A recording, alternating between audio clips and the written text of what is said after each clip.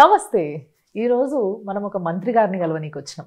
ఈయన కరీంనగర్ షేర్కా గారి నుంచి ఎంపికైన ఒక మంత్రి అన్నట్టు. అసలు చాలా స్ట్రాంగ్ మనిషి, చాలా గట్టి గొంతుతోని, చాలా బేస్ వాయిస్లో గట్టిగా మాట్లాడే మనిషి. అంతేకాకుండా చాలా మెత్త మనసున్న మనిషి అని చాలామంది అంటుంటారు. మరి ఆ ముచ్చట్నే సార్తో ఇప్పుడు డిస్కస్ చేయబోతున్నాం. అంతేకాకుండా ఎలక్షన్స్ రాబోతున్నాయి కాబట్టి మరి సార్ ఏమంటాడు, ఏంది కథ, గ్రనైట్ ముచ్చట్లు మస్తున్నాయి కాబట్టి మాట్లాడేటందుకు మేము తయారు, మీరు చూస్తూనే ఉండరు. ఈయన కరీంనగర్ షేర్కా గారి నుంచి ఎంపికైన ఒక మంత్రి అన్నట్టు.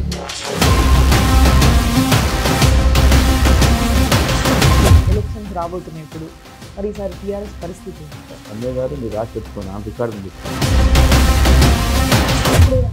పాలిటిక్స్ చూస్తుంటే దగ్గర నుంచి చూస్తుంటే ముందు మాట ఇంకో మాట మాట్లాడుతుండే మీ పైన కూడా ఒక ఆరోపణ ఉంది కదా సార్, ఎలక్షన్స్ రాగానే మీరు మొత్తం కరీంనగర్లో పైసలు చల్లుతారు అనేసి అంటారు. 100%. ఎంతో మంది సీనియర్స్ ఉండగా కూడా కమలాకర్ గారికి ఎందుకు మంత్రి పదవి ఇచ్చినట్టు? గంగుల కమలాన్ని ఇచ్చి కేసీఆర్ కోసం పనిచేస్తారు. మీరు ఏదో బానిసలాగా మాట్లాడుతున్నారు. కరీంనగర్లో గ్రనైట్ అనేది మొత్తము గంగుల కమలాకర్ గారి చేతిలోనే ఉంటుంది, ఆయనే నడుపుతాడు అని అంటారు. కానీ ఇంతవరకు ఎవరు కూడా దాన్ని ప్రూవ్ చేసుకోవచ్చు. ప్రూవ్ చేయలేనంత ఇన్ఫ్లుయెన్స్ చూపిస్తున్నారు మీరు అనేది. ఇది ఎంక్వైరీ పడ్డది. అసలు అది ఎందుకు మొదలైంది, ఎక్కడి నుంచి వచ్చింది, ఎవరు అది ఫస్ట్ స్టార్ట్ చేసింది? దాచుకుంటే దాగేటి కావు. సెక్రటేరియట్లకి ఎందుకు వేరే పార్టీ ఎమ్మెల్యేలని వాళ్ళని కూడా ఎందుకు రాణిస్తలేరు? ఇట్స్ నాట్ అన్ ఎగ్జిబిషన్ కాదు కదా. బండి సంజయ్ ఎంపీగా గెలవడానికి అంతో ఎంతో మీ సహకారం డెఫినెట్లీ ఉంది దాంట్లో అన్నట్టు. షర్మిలక్క ఏమంటదంటే, నేను తెలంగాణ కోడల్ని, అట్లాంటప్పుడు నాకు సర్వక్కు ఉంటుంది అంటది. మేము కేఏ పాలను షర్మిలను రెండు రకాలు చూస్తలేము. అసలు బీజేపీ టీఆర్ఎస్ రెండు ఒకటి, వీళ్ళిద్దరు మాట్లాడేసుకున్నారు అబ్బా ఆల్రెడీ. స్టేట్ మాది, సెంట్రల్ మీది. మాకు ఆ బీజేపీ దగ్గర మాకు అంటగట్టకండి. కవితక్క లిక్కర్ స్కామ్ గురించి అసలు ఇంతకీమే తప్పు చేసినట్ట చెయ్యనట్ట? ఏంటో స్కామ్ అని మాట్లాడుతున్నాం. పొంగులేటి గారేమో అసలు అందులో మొత్తం బానిసత్వము, మేమేదో ఇట్లా రాజుల కింద బతికినట్టు ఇన్ని రోజులు డుగుడుగుమని బతికినాము. పొంగులేటి శ్రీనివాసరెడ్డికి అన్నం పెట్టింది తెలంగాణ ప్రభుత్వం. సీఎం కుర్చీలో కూర్చోబెట్టాలంటే కేటీఆర్, హరీష్ రావా? ఏ చర్చ లేదు. నమస్తే సార్, బాగున్నారా సార్? I'm good. చాలా రోజుల తర్వాత మిమ్మల్ని చూడడం చాలా సంతోషంగా ఉంది. నేను రెగ్యులర్గా ప్రజలు ఉంటా, చాలా మీరు మనం కలుసుకోలే కానీ పబ్లిక్లో మాత్రం రోజు కనబడుతూ ఉంటాం. ఎస్, డెఫినెట్లీ పబ్లిక్లో మీరు తిరుగుతూ ఉంటారు, మేము చూస్తుంటాము. కానీ చాలా మంది అంటుంటారు, అన్న గట్టి గంభీరమైన గొంతు కానీ చాలా మెత్తటి మనసు, మంచోడు అన్న, నాకు ఇది ఉందే, ఇది చేసి పెట్టంటే వెంటనే చేసి పెడతాడు అనేసి అంటుంటారు. దేవుడు రెండు ఇచ్చిండు, గట్టి శరీరం ఇచ్చిండు, గట్టి గుండె ఇచ్చిండు, గట్టి మనసు ఇచ్చిండు, ప్రేమగల మనసు ఇచ్చిండు. సో భగవంతుడు అందరికి అన్ని సమానంగా ఇవ్వడు. సో ఇది God also cannot change my attitude now. దేవుడు ఇచ్చిన కరికి సంతృప్తిగా ఉన్నాం. సార్ మరి ఎలక్షన్స్ రాబోతున్నాయి ఇప్పుడు, చాలా తొందరలో ఉన్నాయి. అందరూ ఇట్లా హాట్ సిచ్యువేషన్స్లో ఉన్నాయి. మొత్తం ఎలక్షన్స్ అనగానే జనాలు అందరూ ఒక్కసారి అలర్ట్ అయిపోతారు, ఏం చేద్దామని. మరి ఈసారి టీఆర్ఎస్ పరిస్థితి ఏంటంటారు? ఎలక్షన్లకు టీఆర్ఎస్ పార్టీ ఎప్పుడు భయపడదు. ముఖ్యంగా ఎన్నికలంటే ముఖ్యంగా గంగుల కమలాకర్ అసలు భయపడు. మాకు కొత్త కాదు, 20 సంవత్సరాల నుంచి 5 టర్మ్స్ ఎన్నికల్లో నిలబడ్డాను, 5 టర్మ్స్ గెలిచాను. సో ప్రజలకు మనం మేలు చేసేంత వరకు ఎన్నికలంటే భయపడకూడదు. ఎన్నికలు వెళ్ళాలంటే ప్రజల నుంచి దూరమైన వ్యక్తి, ప్రజలకు ద్రోహం చేసిన వ్యక్తిని, ప్రజలకు అన్యాయం చేసిన వ్యక్తి ఎన్నికలంటే భయపడాలి.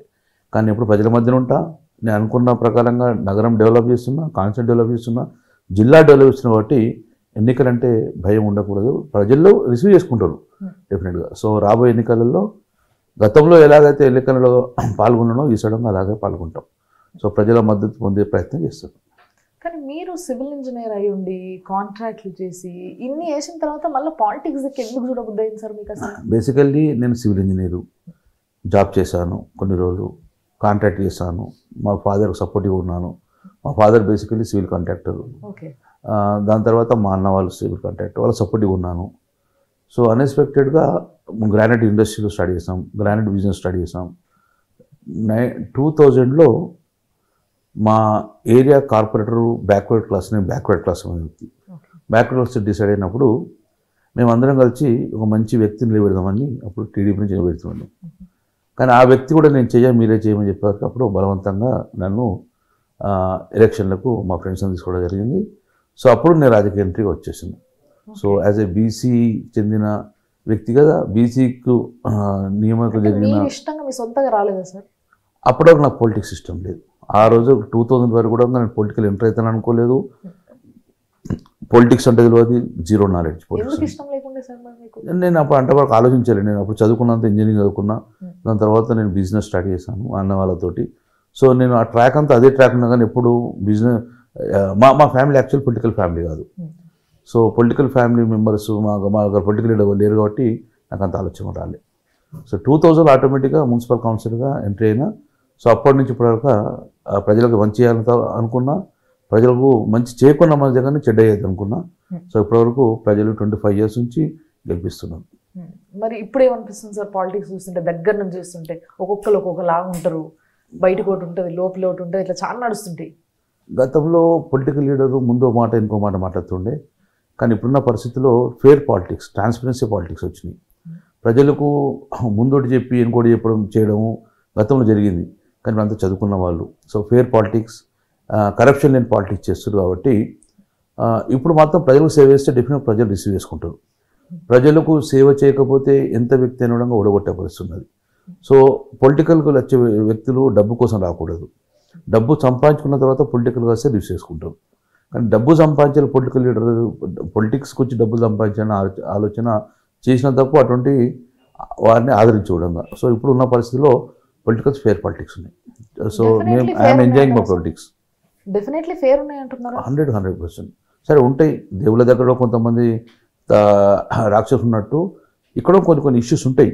కానీ majority of the political leaders they are serving the people. వాళ్ళు సర్వీస్ ప్రజలకు ఇస్తున్నారు కాబట్టి సో ఫెయిర్ పాలిటిక్స్ అని భావించుకోవచ్చు ఇప్పుడు. కానీ మరి మీ పైన కూడా ఒక ఆరోపణ ఉంది కదా సార్, ఎలక్షన్స్ రాగానే మీరు మొత్తం కరీంనగర్లో పైసలు చల్లుతారు అనేసి అంటారు. అంటే ఇంతవరకు అయితే నా మీద అటువంటి ఆరోపణ లేదు. నేను డబ్బులు ఇచ్చి ఓట్లు కొనుక్కునే ఇంతో సంస్కృతి లేదు. డబ్బులు ఇస్తే కూడా ఓటేస్తారు అన్న భావన ప్రజలకు కూడా లేదు. సో నేను ఇంతవరకు అయితే కరీంనగర్ ఉన్న చరిత్రలో ఎప్పుడన్నా డబ్బులు ఇచ్చి ఓట్లు కొనుక్కున్న పరిస్థితి రాలేదు. సో ఆ పొలిటిక్స్కి వచ్చే పరిస్థితినప్పుడు పొలిటిక్స్కి తప్పుకొని వెళ్ళిపోతుంది. కానీ నేను ఆ డబ్బులు పెట్టి కొనుక్కునే పరిస్థితి. ప్రజలు ఏం కోరుకుంటారు? మా కరీంనగర్ అంతా కూడా చాలా చదువుకున్న వ్యక్తులు ఉంటారు. సో డబ్బులకు తీసుకుని ఓటేసే వ్యక్తులు ఉండరు. ఆల్ ఆర్ మ్యాచ్డ్ పీపుల్ ఉంటారు. అందరు రిచ్ పర్సన్స్ ఉంటారు. సో ఎడ్యుకేట్స్ ఉంటారు. మా దగ్గర హెడ్ క్వార్టర్ కాబట్టి ఓటు ఇస్తే నెగిటివ్ చేస్తారు. ఓటుకు డబ్బులు ఇచ్చే పరిస్థితి ఉండదు. సో వాళ్ళు మంచి చేస్తే ఓటేస్తారు. అంతే తప్పగానే ఒక రోజు కోసం ఓటు అమ్ముకునే వ్యక్తులు మా కాన్స్టిట్యూన్సీలో లేరు. సో డబ్బు ప్రభావం అనేది మా కాన్స్టిట్యూన్సీలో ఉండదు. అయితే ఇంకొంతమంది ఈ పొలిటికల్ విశ్లేషకులు అనే మాట ఏంటి అని అంటే, ఎంతోమంది సీనియర్స్ ఉండగా కూడా కమలాకర్ గారికి ఎందుకు మంత్రి పదవి ఇచ్చినట్టు కేసీఆర్ గారు, ఏదైనా స్పెషల్ ఉందా? ముఖ్యంగా నేను ఒక క్రియాశీల కార్యకర్తను టీఆర్ఎస్ పార్టీకి. ఏ పార్టీలో ఉండగా ఆ పార్టీ కోసం నేను సూసైడ్ స్క్వాడ్గా పనిచేస్తాను. సో నా దగ్గర కరప్షన్ అలిగేషన్స్ అటువంటివి ఉండవు. సో గౌరవ ముఖ్యమంత్రి కేసీఆర్ గారికి కరీంనగర్ జిల్లా అంటే చాలా ఇష్టం. కేసీఆర్ వచ్చడో తెలంగాణ వచ్చడో ప్రారంభం చేసిన కూడా కరీంనగర్ నుంచే. సో తెలంగాణ రాష్ట్రం మూలం కూడా కరీంనగర్. సింహగర్జన 2001లో కూడా స్టార్ట్ చేసిన Karimnagar. So Karimnagar head quarter అన్న, కరీంనగర్ జిల్లా అన్న గౌరవ ముఖ్యమంత్రికి అపారమైన ప్రేమ, అపారమైన అభిమానం. అందుకే ఈరోజు చూస్తే అద్భుతంగా కరీంనగర్ డెవలప్ అయిందంటే గౌరవ ముఖ్యమంత్రి ఆశీస్సులతోటి. సో అందుకే ఆ జిల్లా అన్ని రంగాల్లో అభివృద్ధి కావాలని చెప్పేసి 4 మంత్రి పదవులు ఇచ్చారు సార్ సీఎం గారు. 4 మంత్రి పదవులు. గత చరిత్రలో ఎప్పుడన్నా 1 లేకపోతే 2 జిల్లాలు ఉమ్మడి. కానీ ప్రప్రదంగా ఈ 4 మంత్రులతోటి జిల్లా అన్ని రంగాల్లో అభివృద్ధి చెందాలని చెప్పేసి ముఖ్యమంత్రి 4 మంత్రి పదవులు ఇచ్చారు. సో ఆ రకంగా ఆ జిల్లా ప్రాముఖ్యతను ఇంకా డెవలప్ చేయాలనే ఉద్దేశంతో గౌరవ ముఖ్యమంత్రి గారు బీసీలను ఎంకరేజ్ చేయాలని. సో అక్కడ ఈటలందరూ బీసీ ఉండే, నేను బీసీ ఉండే, ఎస్సీని కూడా అక్కడి నుంచి ఇచ్చింది కాబట్టి సో అన్ని రంగాల అభివృద్ధి చెంది గౌరవ ముఖ్యమంత్రి గారు మంత్రి పదవి ఇచ్చిన పని వేరేం లేదు. మా పార్టీలో మా ముఖ్యమంత్రి గారికి వేరే ప్రలోభాలు అటువంటివి ఉండేవి. కేవలము పనిచేసే వర్కర్లకు ప్రాధాన్యత ఇస్తారు. అందులో భాగంగానే గంగుల కమలాకర్ మంత్రి పదవి ఇచ్చిందని భావిస్తున్నాం.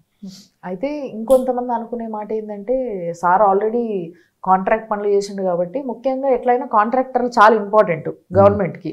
సో అట్లా ఇట్లా ఏమైనా ఉందా అనే ఒక డౌట్ ఉంది సార్. ఇది ఉందా అసలు? నేను కాంట్రాక్టర్ చేసి 91లో. ఓకే. 91 నుంచి 94 వరకు కాంట్రాక్ట్స్ అయిపోయింది. దాని తర్వాత గ్రానైట్స్. కాంట్రాక్ట్ చేసింది నేను ఒక చరిత్ర. అప్పటి వరకు అప్పుడు ఉన్న చిన్న చిన్న కాంట్రాక్ట్స్, మేము సివిల్ ఇంజనీర్ అయిపోయిన కాబట్టి పని. సో మా ముఖ్యమంత్రి గారికి కాంట్రాక్ట్ వ్యవస్థ ఈ వ్యవస్థ ఉండదు. కేవలం పార్టీకి లాయల్గా పనిచేసిన వారికి ప్రాముఖ్యత ఇస్తారు. పార్టీకి లాయల్ లేకపోతే ఎంత పెద్దవారిని అవ్వడంగా సీఎం గారు ఒప్పుకోరు. సో నేను పార్టీ కమిట్మెంట్ వర్కర్ను, టిల్ మై ఎండ్ నేను పార్టీకి వర్కర్గా ఉంటాను. ఆ ముఖ్యమంత్రి గారి అభిప్రాయం కొట్టి ఆ రకంగా నేను పనిచేస్తుంటాను. సో కాంట్రాక్టర్గా నన్ను చూడలే ముఖ్యమంత్రి, ఒక బీసీ బిడ్డగా చదువుకున్న వ్యక్తిగా. మీరు గతంలో టీడీపీలో ఉన్నప్పుడు కూడా టీడీపీకి చాలా లాయల్గా ఉండే, లాయల్గా ఉండడమే కాకుండా అసలు ఈ పార్టీని వదిలిపెట్టి పోను అన్నట్టుగా మాట్లాడేటోళ్ళు. మరి తర్వాత టీఆర్ఎస్కి వచ్చేసారు. ఇప్పుడు టీఆర్ఎస్ని కూడా వదిలిపెట్టకుండానే ఉంటారా జీవితాంతం? నేను ఏ పార్టీలో ఉన్నా లాయల్గా ఉంటా అని చెప్పినా, కానీ పార్టీని వదలాలని నేను ఇప్పుడు ఆలోచన చేయాలి. నేను వెళ్ళేటప్పుడు ముఖ్యమంత్రికి అప్పుడున్న చంద్రబాబు చెప్పే వెళ్ళాను బయటకు. అప్పుడున్న దయాకర్రావు చెప్పాను, అప్పుడు నాగాంజన చెప్పాను, నేను నా ప్రాంత ప్రజల మనోభావాలకు అనుగుణంగా పనిచేయాలి. టీడీపీ పార్టీ 2 నాక దూరంని ఒకసారి చేస్తా చేయంటాను. సో నేను నా ప్రజలందరి కోరిక మేరకు నేను పనిచేయాలి. కాబట్టి నేను డెఫినెట్గా తెలంగాణ జెండా ఎత్తాలి, కేసీఆర్ అడుగు జరగాలి. కేసీఆర్ గారు మాత్రమే తెలంగాణకు పోరాటం చేస్తున్నారు కాబట్టి నేను వెళ్తా అని చెప్పి వెళ్ళాను బయటకు. మోసం చేసి వాళ్ళ పార్టీకి, ఆ పార్టీలో మంచి సేవ చేసిన, చంద్రబాబు దగ్గర మంచి గుర్తింపు చేసుకున్నా. అప్పుడు చంద్రబాబు ఫస్ట్ నాకు టికెట్ ఇచ్చిండు. సో ఈరోజు తెలంగాణ జెండా కోసమే టీఆర్ఎస్ పెట్టగలిగింది. సో ఇప్పుడు మా లీడర్ కేసీఆర్ గారు, కేటీఆర్ గారు, డెఫినెట్గా నేను ఈ పార్టీలో ఉంటాను. ఈ పార్టీ నాకు చాలా సంతృప్తి ఇచ్చింది, చాలా సంతోషం ఇచ్చింది, నాకు అన్ని రకాల అవకాశాలు వచ్చింది. కాబట్టి టిల్ మై ఎండ్ నేను కేసీఆర్, టీఆర్ఎస్ పార్టీని, బీఆర్ఎస్ పార్టీని వదిలిపోయే ప్రసక్తి లేదు. This is on my record. ఒకవేళ రేపు ఎలక్షన్స్లో కొంచెం ఏమైనా తేడా అయితే కూడా వదిలిపెట్టిపోయేది లేదంటారా? ఇంపాసిబుల్. ఎందుకు వస్తాము? ఎట్టి పరిస్థితుల్లో ఈ పార్టీని నమ్ముకున్న వ్యక్తులు మేమందరం కూడా, ఈ పార్టీకి క్రియాశీల కార్యకర్తలు మేము, కేసీఆర్ గారి అభిమానులు, కేసీఆర్ గారికి సూసైడ్ స్క్వాడ్లం. పార్టీ అధికారం ఉన్నప్పుడు పనిచేయడం కాదు, పార్టీ ఆపన్నప్పుడు పనిచేయడమే ముఖ్యం. సో గంగుల కమల అనే వ్యక్తి కేసీఆర్ కోసం పనిచేస్తాడు. మరి ఇప్పుడు కొంతమంది బయటకు వచ్చిన వాళ్ళు పార్టీ నుంచి ఏమంటున్నారంటే, కేసీఆర్ సార్ అసలు టైం ఇయ్యాడు, ఆయన సొంత మంత్రులకి ఎమ్మెల్యేలకు కూడా టైం ఇవ్వకపోతే ఎట్లా, మాట్లాడకపోతే ఎట్లా అని అంటున్నారు. కేసీఆర్ గారు టైం ఇవ్వందే ఇన్ని గొప్ప పథకాలు బయటకు ఎందుకు వస్తాయి? కేసీఆర్ గారు దేనికి టైం ఇస్తాడో వారికి తెలుసు. సో ఒక ప్రజా సంక్షేమం కోసం టైం ఇస్తారు. ఆ ప్రజల కోసము, ప్రజలందరికీ సంతృప్తి వ్యక్తం చేసే పథకాల కోసం టైం ఇస్తారు. తను ఎప్పుడు ఇంట్లో కూర్చుండడంగా ఆలోచించేది ఒకటే, లోక కళ్యాణం కోసం పనిచేసే పథకాల కోసం. కానీ ప్రతి ఒక్కరు వచ్చి కాంట్రవర్సీ కోసం కలవడము, ఫోటోల కోసం కలవడానికి మా ముఖ్యమంత్రి దూరం ఉంటారు. కేవలము ప్రజల బాగు కోసం పథకం రక్షించడానికి మాత్రం డెఫినెట్గా అందరూ సమయం ఇస్తారు. సో మా క్యాబినెట్ మీటింగ్లో చర్చ పెడతారు సంక్షేమం గురించి, అది సమయం ఇచ్చినట్టు కదా. మా మంత్రులతో డిస్కస్ చేస్తారు. మేము ప్రతి ఒక్క మంత్రులంగా రేపు జీవోలు తెచ్చుకుంటామంటే సీఎంతో డిస్కస్ చేసుకోను కదా. సో ప్రజల కోసం పనికొచ్చే పనికి ముఖ్యమంత్రి ఎప్పుడైనా సమయం ఇస్తారు. కానీ ఏదో కాంట్రవర్సీ కలిసి పేపర్లు ఎంచుకొని మేము ఇది కలిసినాం, నిలదీసినాం అని అనుకుంటే అవకాశం ఇచ్చే సమస్య లేదు. మీ కరీంనగర్ గురించి మీరు ఏమైనా అడిగినరా? మరి నేను ఇంతవరకు గౌరవ ముఖ్యమంత్రి గారు, నేను ఇంతవరకు ఒక 40-50 సార్లు కూడా ఒక రిప్రజెంటేషన్ ఇసుకోకపోతే ఇంతవరకు నో అనకుండా శాంక్షన్ చేసింది. కాబట్టి కరీంనగర్లో గొప్ప గొప్ప పథకాలను ఇచ్చింది గౌరవ ముఖ్యమంత్రి గారు. Maner river front big project, cable bridge big project, మాకు medical college it's big project కొత్తది. కరీంనగర్ నగరంలో సుమారు 700 crores పనులు జరుగుతున్నాయి. తెలంగాణ రాష్ట్రం ఏర్పడిన తర్వాత అంతమంది లేవు. దీనికి రిప్రజెంటేషన్ కోసం ముఖ్యమంత్రి దగ్గరికి వెళ్ళి ఏ రిప్రజెంటేషన్ అడిగినా కూడా డిస్కస్ చేసుకొని ఒక శాంక్షన్ చేసిండు. మొన్ననే గౌరవ ముఖ్యమంత్రి గారు మేము తిరుపతి దేవస్థానం 10 acres ల్యాండ్ అడితే ఇచ్చిండు. సో మేము ఏ రోజు పాజిటివ్ ప్రజల కోసం పనిచేసేందుకు అవకాశం ఉన్న పనులు అడిగితే 5 నిమిషాలు ఆలోచించకుండా మాకు ఇచ్చిండు. సో గొప్పగా ముఖ్యమంత్రి గారు ఓన్లీ వర్క్ మైండెడ్, వర్క్ కోసం టైం ఇస్తారు.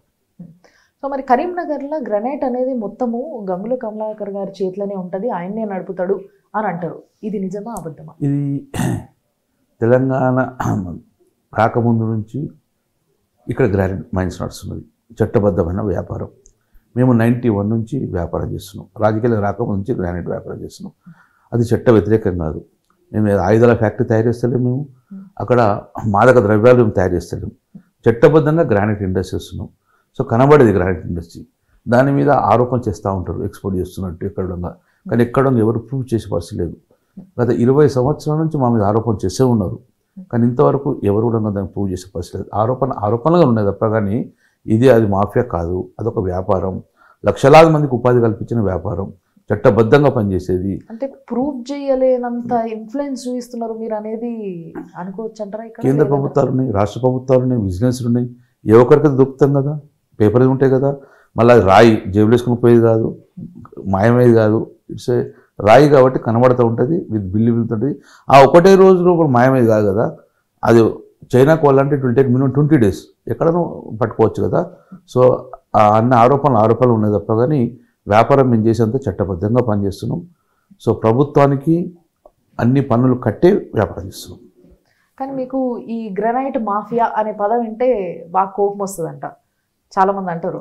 సార్ కోపం వస్తుంది. నేను చాలా వరకు నాకు కోపం రాదు, నవ్వుకుంటా. ఇంకోటి ఏంటంటే గ్రానైట్ ఇండస్ట్రీలో నాకు ఇప్పుడు నా పేరు ఉండదు, మా కుటుంబం చేస్తుంది గ్రానైట్ 100%. నేను అందులో పనిచేశాను, నేను అక్కడ సపోర్ట్గా ఉన్నాను. కానీ దాన్ని ఒక 100 మందికి 1000 మందికి లక్షల మందికి ఉపాధి కలగదు. మాఫియా అంటే బాధపడతాం, బాధలతో కోపం రాదు, జాలిపడతాం అన్న వాళ్ళ నుంచి, జాలిపడడం తప్ప ఏం లేదు. చాలామంది ఆరోపణ చేస్తూ ఉంటారు, దేవుని మీద ఆరోపణ చేసిన వాళ్ళు ఉన్నారు. సో మా ఇండస్ట్రీ మీద మళ్ళీ పొలిటికల్ ఉన్నాం కాబట్టి డెఫినెట్గా అంతకుముందు మేము 92 నుంచి నేను గ్రాండ్ చేస్తున్నాను, ఇప్పుడు ఆరోపణలు రావు. కానీ పొలిటికల్ వచ్చి మంత్రి అయిన తర్వాత ఆరోపణలు ఎక్కువ వస్తుంటాయి. సో ఇది పొలిటికల్ ఆరోపణగా భావిస్తున్నాం.